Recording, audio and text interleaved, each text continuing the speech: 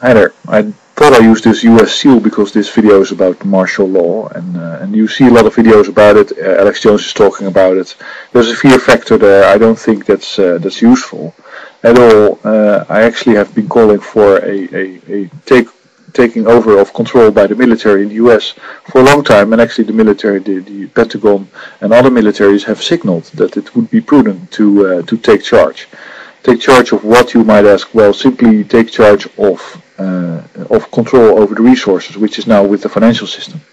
It's, I think, the stupidity and the lack of good information and the and basically the public protection of a media that is not on the side of the public, so free speech as people call it, that causes, let's say, the military to not really intervene too soon.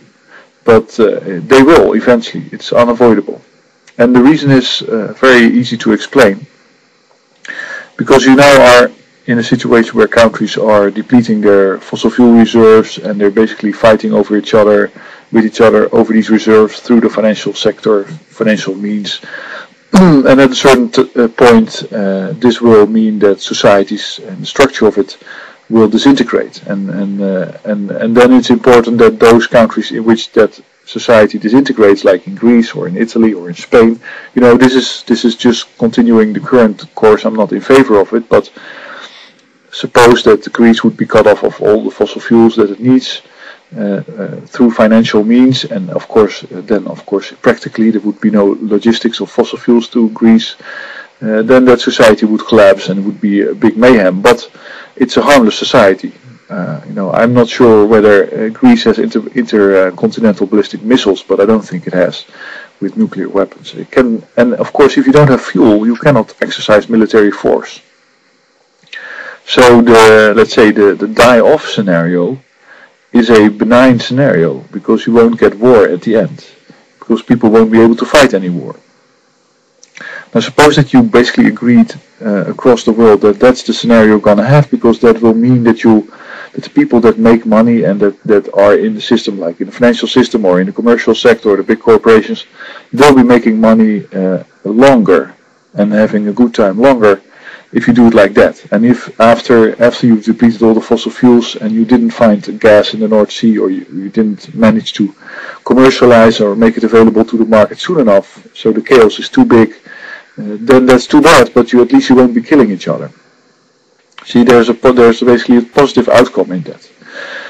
Then you have to, if you agree to do that, this is all theoretical, then you would have to ensure that. It's not like it happens all by itself, because, for instance, the US has nuclear weapons. The US government should ensure, in the eyes of other countries, that it has no persons in charge of the nuclear arsenal that would use it, because that would be disaster. That's one of the options. Basically, US nukes China nukes the US, gets quiet for a little while, and then everybody goes on the merry way. Why is that not a desirable outcome? Well, because it's a short-term, let's say, resurgence that you get based on, again, fossil fuels, but a hell of a lot of devastation. It's really that there's basically no trophy anymore in the world to divide, to fight over. There's no need for a global war, because there's nothing to win.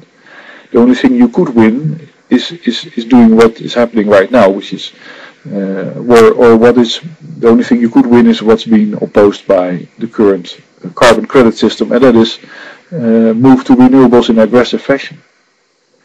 So I hope you can follow me that in this scenario, if this is the scenario, so basically bleeding across the board towards chaos, and then not retaliating at the last minute with nuclear weapons, then you need to keep control over that part of your military arsenal. And in order to do that, you need to suppress any homegrown organization of power to recapture that. Because, for instance, if you get in the US, you get chaos and fuel shortages, and people organize themselves and they say, okay, we'll take charge, and that group that tries to do that gets to the top of the military hierarchy and takes charge of the nuclear weapons, and then what guarantee do you have that they won't use them? So that's the moment that the US will be struck by countries that are still in control of the nuclear arsenal. This is all very theoretical, but and it's a very sad scenario. It's really quite devastating to see that it's not openly advocated to move to renewables. The ones that are doing that in the US is the military. But of course you have a military-industrial complex in which a lot of people are also not interested in renewables at all. But so martial law, the sooner it would be instated, in my opinion, the better. Because then you can start applying your resources in a way that are generative, that are basically, I'm not sure whether that's a good English word, but you can apply your resources in a way that they generate your ability to survive. In order, let's say, opposed to consuming them, flying around the world, having vacations in the Caribbean, that's all very nice, but you're using precious fuel that you could use to build renewable energy sources, and then if you have done that, you can still fly to the Caribbean.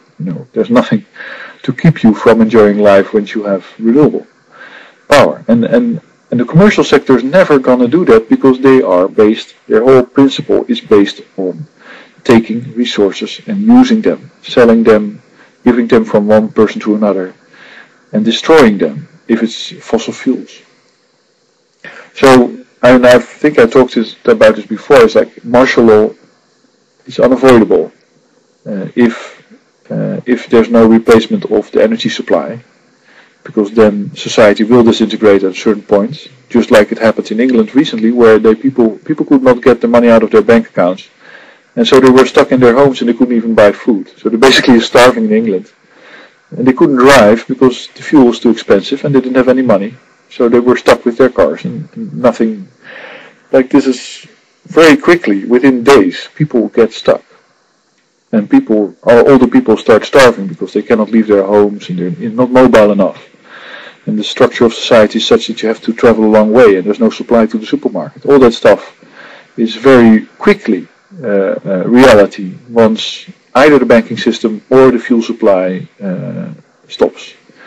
And then you really want that there's an organization and a structure in society that works towards getting as much renewables as possible. And I think that you really want people with the guns of the army to keep people from looting and raping and pillaging and whatever they'll try to do. So people to impose martial law. And even if, let's say, if there's not enough military force in the US, it is even imaginable that foreign countries will come to the US to keep order. Simply to keep the order. And that is, I guess the title of this video would be the inverse world war. That's what it is. It is not, let's say, it is like a world war with losses, but casualties, but much less than you would have when you have a real world war. But basically the same rules could apply to the process of gradual mutual degradation until, and I keep repeating that, until you embrace renewable energies, because then there's no limit to the wealth that you can afford yourself and create for yourself. The sun keeps shining,